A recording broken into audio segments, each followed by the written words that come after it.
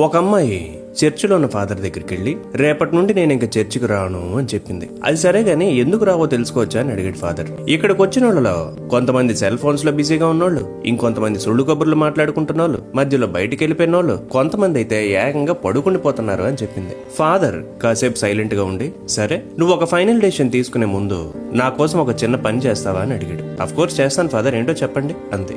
ఒక గ్లాస్ నిండుగా నీళ్లు నింపి ఒక్క చుక్క కూడా కింద పడకుండా ఈ చర్చి చుట్టూ 3 సార్లు తిరుగు అన్నాడు. సరే అని గ్లాస్ నిండా నీళ్లు నింపి 3 సార్లు తిరిగి ఫాదర్ దగ్గరికి వచ్చి, చూసారా ఒక్క చుక్క కూడా పడలేదని గర్వంగా చెప్పింది.